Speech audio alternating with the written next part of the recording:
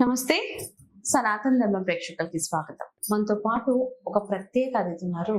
వారు వచ్చేసి ఆధ్యాత్మికవేత్త, అలాగే ఆస్ట్రాలజర్ బ్రహ్మశ్రీ పోతుకుచ్చి చంద్రమౌళి శాస్త్రి గారు. వారితో కొన్ని విశేషాలు అడిగి తెలుసుకుందాం. గురుగారు నమస్కారం. గురుగారు ఓం శ్రీ ధనలక్ష్మీ దేవ్యే నమో నమః. గురుగారు, అయితే ఈ సోమవారం మనకి 29వ తారీఖున ఏరువాక పౌర్ణమి రాబోతుంది. అయితే దీని విశిష్టత ఏంటి? అంటే ఇప్పుడు మామూలుగా మా పౌర్ణమి వస్తుంటుంది, అసలు చాలా మంచిది అంటుంటారు కదా. దీని విశిష్టత ఏమన్నా, మనం ఏమన్నా స్పెషల్గా దీన్ని ఏమన్నా చేసుకోవచ్చా? ఎవరైనా చేసుకునే వాళ్ళు విశిష్టంగా చేసుకునే పూజలు ఏమన్నా ఉన్నాయంటారా? అమ్మ, ఇది మహాలక్ష్మి అనుగ్రహం మనకి డిఫరెంట్ వేస్గా కలుగుతూ ఉంటుంది. మరి మహాలక్ష్మీదేవి అంటే పౌర్ణానికి ప్రతీక. అంటే పౌర్ణమి అంటే ఎందుకు విశిష్టత అంటే అమ్మ, ప్రతి ఒక్కరి మనసు కూడా నిండుకుండలాగా చాలా ప్రశాంతంగా ఎటువంటి పనినైనా సరే ఆనందంగా చేయగలిగినటువంటి ఆహ్లాదకరమైనటువంటి రోజుగా మనం అభివర్ణించవచ్చు. ఎందుకంటే మనకి చంద్రుడి యొక్క కళలు 16 కళలు, షోడశ కళలు అంటారు. వాటిల్లో పౌర్ణమి చాలా విశిష్టమైనది. పౌర్ణమి ముందంతా కూడా విశిష్టమైనటువంటి శుక్లపక్ష తిథులు అంటారు కదా. అంటే ఆయన అమావాస్య మరుసటి రోజు నుంచి ఎదుగుతూ ఉంటాడు, 15 రోజులు వచ్చేది. ఆ పౌర్ణమి దగ్గరికి వచ్చేసరికి ఆయన యొక్క వికసత్వము, ఆయనలో ఉన్నటువంటి చంద్రకిరణాలు, అంటే సూర్యుడి యొక్క కిరణాలు డైరెక్ట్గా ఆయన మీద పడుతూ ఉంటాయి. ఆ చంద్రుడి యొక్క కిరణాలు, సూర్యుడి యొక్క కిరణాలు రెండు మిక్స్ అయ్యి మన భూమి మీద ప్రసరింపబడుతూ ఉంటాయి. ఆత్మ చైతన్యము, అట్లాగే మనస్సుకి సంబంధించినటువంటి ఆనందము, ఈ రెండు కలిస్తే తల్లి తండ్రి యొక్క అనుగ్రహం భూమి మీద. అంటే భూమి అంటే కుజుడు, ఒక రకంగా చెప్పాలంటే వాళ్ళిద్దరికి కుజుడు లాంటి వాడు భూమి. అంటే భూమి మీద ఉన్నటువంటి మనందరికీ కూడా ఆనందకరమైనటువంటి యోగ్యకరమైనటువంటి స్థితిని, పరిస్థితిని కలుగు చేస్తుంటుంది పౌర్ణమి. మరి ఈసారి ఈ జ్యేష్ఠ మాసంలో ప్రతి నెల అమ్మ మనకి 12 మాసాల్లో పౌర్ణమి వస్తూ ఉంటుంది. 12 పౌర్ణాలు వస్తాయి.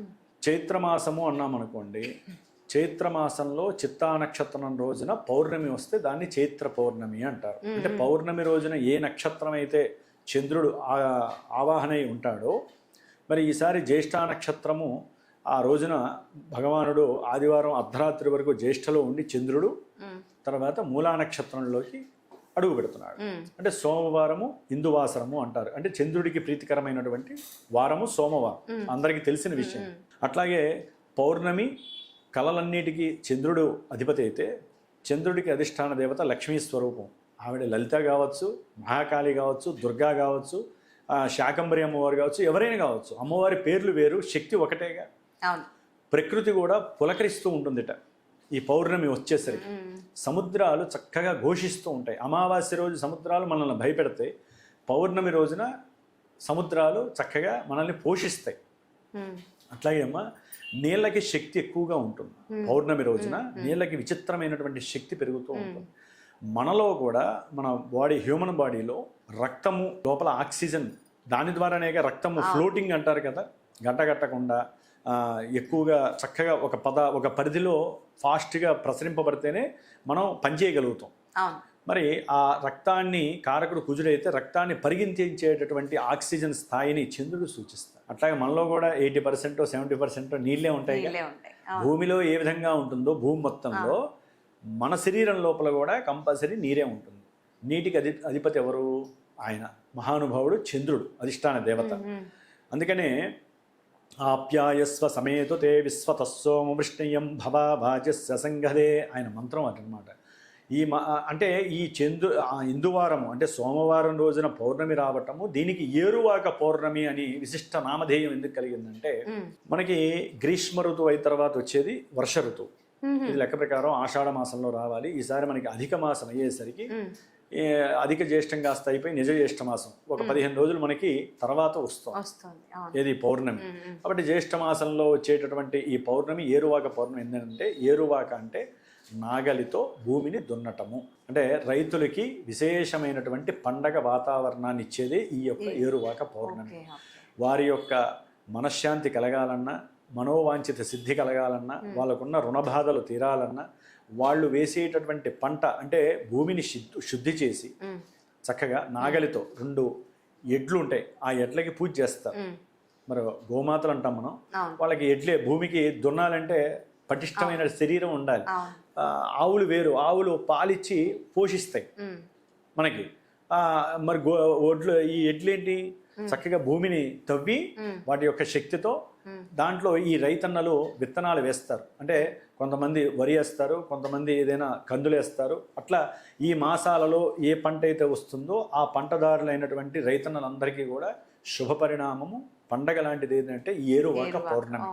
ఆ నాగలికి పూజ చేస్తారు, ఎడ్లకి పూజ చేస్తారు, వాటికి వస్త్రాలు కడతారు, పొంగలి చేస్తారు, పాలల్లో పొంగించినటువంటి పొంగలి చేసి అందరూ హ్యాపీగా భోజనాలు చేస్తారు.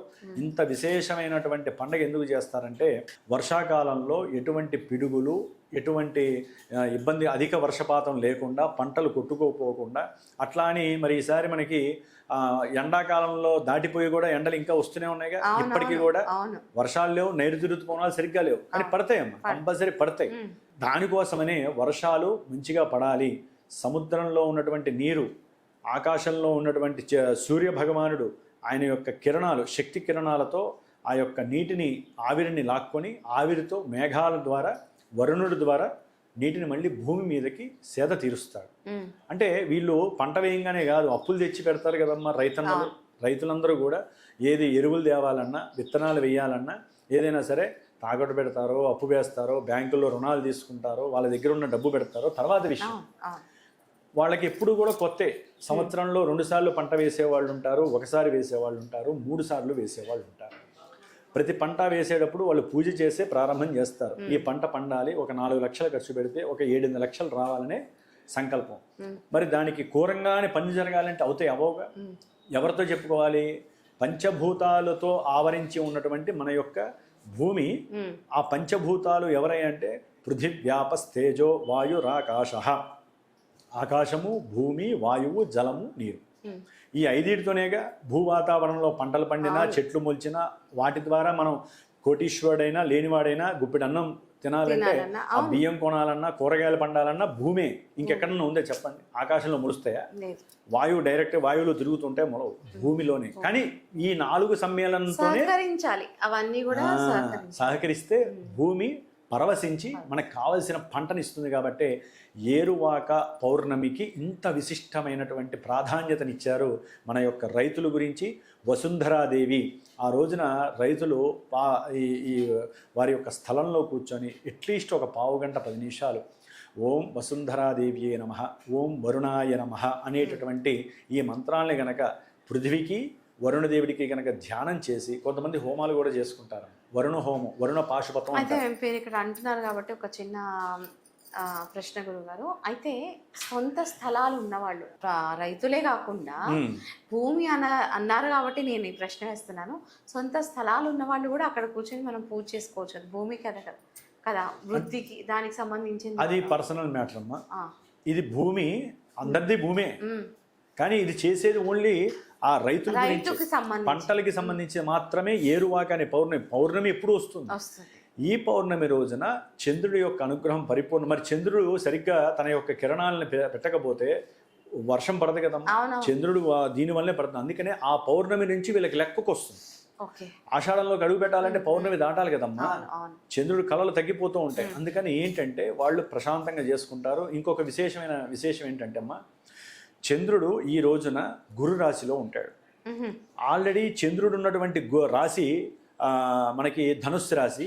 ఈ రాశ్యాధిపతి గురుడు చంద్రుడి యొక్క రాశిలో రాశి పరివర్తన జరిగింది. చంద్రరాశి కర్కాటక రాశిలో గురుడు ఉచ్చ స్థితి.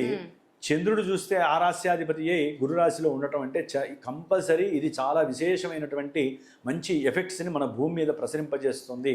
అదీ కాకుండా కర్కాటక రాశి జలరాశి అవటమే కాకుండా ధాన్య రాశి ప్లస్ ధనరాశి కూడా మనసుకి సంబంధించిన రాశి. దాంట్లో ఎవరున్నారు? గురుడు ధనకారకుడు. ఇంకే గ్రహం ఉంది? 4వ తారీఖు జూలై 4 వరకు శుక్రుడు కూడా ఉంటాడు అక్కడే. ఆయన ఎవరు? లక్ష్మీకారకుడు. ధన లక్ష్మీ కారకుడైనటువంటి ఈ 2 గ్రహాలు అక్కడ ఉండి, వీళ్ళు ఉన్నటువంటి స్థానాధిపతి చంద్రుడు గురురాశిలో ఉన్నాడు. కాబట్టి మీరు అన్నారు చూసారా, వాళ్లే కాదు కదండి మనలాంటి వాళ్ళకి ఏంటనేది. ఎవరైతే ఈ పౌర్ణమి రోజున లలితా అమ్మవారిని విశేషంగా ప్రార్థన చేసి, అవకాశం ఉన్న వాళ్ళు, కాస్త 10 రూపాయలు పెట్టుకోగలం అన్న వాళ్ళు 9 మంది స్త్రీలని ఇంటికి పిలుచుకొని ముందు లోక కళ్యాణము, తర్వాత మన ఇంట్లో కొంతమందికి గృహ కళ్యాణము, కొంతమందికి గృహంలో కళ్యాణాలు, అంటే స్త్రీలకో పురుషులకో కళ్యాణం జరగాలన్నా, లక్ష్మీ కటాక్షం కలగాలన్నా, అప్పుల బాధలు తీరాలన్నా, లేకపోతే మనస్సు ప్రశాంతంగా ఉండాలన్నా, సత్సంతాన ప్రాప్తి, ఎందుకంటే గురుడు సంతానాన్ని, శుక్రుడు వివాహాన్ని ఇస్తాడు కాబట్టి ఇలాంటి శుభకార్యాలు చక్కగా జరగాలంటే ఆ రోజున 9 మందిని కానీ 5గురిని కానీ ముత్తైదువుల్ని పిలిచి వాళ్ళ చేత లలితా సహస్రనామ పారాయణలు చేసి, చివరగా అష్టోత్తరము లలితా త్రిశతి చేసి, లక్ష్మీదేవికి సంబంధించిన అర్చన చేసి, ఎవరైతే వచ్చినటువంటి వారికి కాస్త పొంగల్ నైవేద్యం పెట్టి, పొంగలితో పాటుగా వాళ్ళకి పసుపు రాసి గంధం పెట్టి అమ్మవారి స్వరూపాలుగా భావించి, వస్త్రం అంటే జాకెట్ ముక్కైనా వాళ్ళకి ఇవ్వచ్చు, లేదా చీర అయినా సరే వాళ్ళకి ఇస్తే ఎంతైతే ఖర్చు పెడతారో, అమ్మ వాళ్ళు పట్టు చీరలే కోరుకోరు వచ్చిన వాళ్ళు, మన మనసుకు ఉన్నవాళ్ళు పట్టు చీర పెట్టారనుకోండి, ఇక సామాన్యం కాదు, వాళ్ళ యోగమే మారిపోతుంది. ఏది పెట్టిన వాళ్ళ యోగం సామాన్యంగా కొంతమంది జాకెట్ ముక్కలు పెట్టి నమస్కారం మనస్ఫూర్తిగా చేస్తారే, ఎవరు ఏది పెట్టినా యద్భావం తద్భవతి. మీ మనసులో ఏదైతే కోరుకొని అవతల వ్యక్తుల్ని అమ్మవారిగా భావించి ఇస్తారో వారికి అష్టైశ్వర్య ప్రాప్తి ఈ ఏరువాక పౌర్ణమి రోజున చేసినటువంటి, ఎందుకంటే చంద్రుడి యొక్క వారం కూడా అవ్వడం ద్వారా గ్రహాలు, అంతరిక్షంలో ఉన్న గ్రహాల యొక్క అనుకూలత వలన కూడా ఇంతటి విశేష శుభదాయకం జరుగుతుంది. కొంతమంది ప్రత్యేకించి నన్ను అడిగి, కొంతమంది ధన ప్రాప్తి కోసము, లక్ష్మీ ప్రాప్తి కోసము, వ్యాపారంలో పెట్టుబడి పెట్టి ఆగిపోయిన వాళ్ళు, వ్యాపారంలో పెట్టుబడి పెట్టి కూడా ధనలక్ష్మి లేక, అంటే ఆవాహన లేక, ఆకర్షణ లేక ఇబ్బంది పడుతున్న వాళ్ళు, అట్లాగే వివాహం కాని వాళ్ళు, సంతానం కాని వాళ్ళు, ఇందాక చెప్పా కదా, ఆ గురు శుక్రుల యొక్క యోగం కలగటానికి అని చెప్పి ప్రత్యేకించి లక్ష్మీ కటాక్షం కోసము నేను 21 రోజుల ముందు నుంచి మన ఛానల్లో చెప్పినట్టు గుర్తు నాకు, ఇది మొదట్లో 21 రోజులు ఈ బీజాక్షరాలతో మంత్రజపం చేస్తూ ఈ పౌర్ణమి రోజున ధనలక్ష్మి పాశుపత రుద్రహోమాన్ని చేస్తూ, విశేషముగా గురుడికి శుక్రుడికి బీజాక్షర మంత్రాలతో హోమం చేస్తూ ఆ యొక్క భస్మాన్ని, దానికి సంబంధించిన ప్రసాదాన్ని, విశేష ప్రసాదాన్ని కూడా వారికి అందజేసే ప్రయత్నం నేను చేస్తున్నాను. ఈ యొక్క సోమవారము జూన్ 29వ తేదీ ఏరువాక పౌర్ణమి రోజున ఎవరైతే నా పీఠానికి ఫోన్ చేసి, గురువు గారు మా పరిస్థితి ఇది, మా ఆర్థిక పరంగా, సంతాన పరంగా, వివాహ పరంగా మాకు కూడా కాస్త చేసి పెట్టండి అని ఎవరైతే అంటారో వారు గనక ఈ హోమ కార్యక్రమంలో వారి యొక్క గోత్రనామాలు చెప్పి, ఆ భస్మం ఎప్పుడైతే వారి ఇంట్లో కానీ వాళ్ళ వ్యాపార స్థలంలో కానీ నిత్యము ఎవరైతే ధరిస్తారో వారికి తప్పకుండా ఒక 54 రోజుల్లో తప్పకుండా వాళ్ళ యొక్క అభీష్ట సిద్ధి నెరవేరుతుంది. ఎందుకంటే ఇచ్చేవాళ్ళు మనసుతో ఇవ్వాలి, చేసేవాళ్ళు నేను కూడా మనసుతోనే చేయాలి.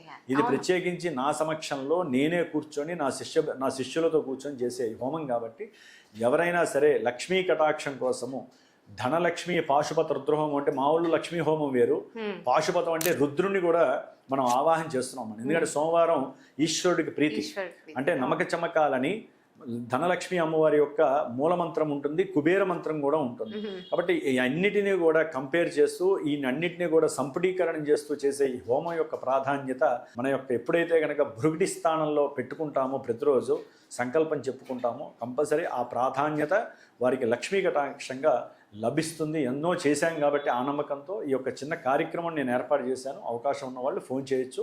ఇంట్లో మాత్రము ఆవు నేతితో 5 ఒత్తులు దీపారాధన చేసి అమ్మవారికి విధంగా చేసి, దేవాలయాలకు వెళ్ళి ఎవరైనా సరే గురువుకి శనగలు, బొబ్బర్లు ఈ 2 కూడా తల్లికి అమ్మవారికి నమస్కారం చేసి వాళ్ళ మనసులో ఈశ్వరుడికి అమ్మవారికి ఇద్దరికి నైవేద్యంగా పెట్టారనుకోండి, అది 10 మందికి పెట్టి వీళ్ళు భుజించారనుకోండి, లోపల ఉన్నటువంటి లివర్ సమస్యలు కానీ, హార్మోన్స్, స్త్రీలకి హార్మోన్స్ ఇన్బ్యాలెన్సింగ్లు కానీ, హృద్రోగ సమస్యలు కానీ, ఊపిరితిత్తులకి లోపల ఉన్నటువంటి జల సమస్యలు ఉంటాయి, అనారోగ్య సమస్యలు ఇవి కానీ, సయాటిగా నరాలకి సంబంధించిన సమస్యలు కానీ, ఇలాంటివన్నీ కూడా తొలగిపోవటానికి ఈ రోజు చేయటం విశేషం అమ్మ. గురు శుక్రులు అంత తొందరగా కలవరు, కలిసినప్పుడే మనం యూజ్ చేసుకోవాలి. చూసారు కదా, గురువుగారు చెప్పినట్టుగా చాలా సులభమైన రెమెడీస్ మనము ఇంట్లో చేసుకుంటూ, పూజ చేసుకుంటూ, గుడికి వెళ్ళి అమ్మవారికి అలాగే స్వామివారికి నైవేద్యం పెట్టుకొని మనం పూజించడం వల్ల కలిగే ఫలితాలు గురుగారు చెప్పారు.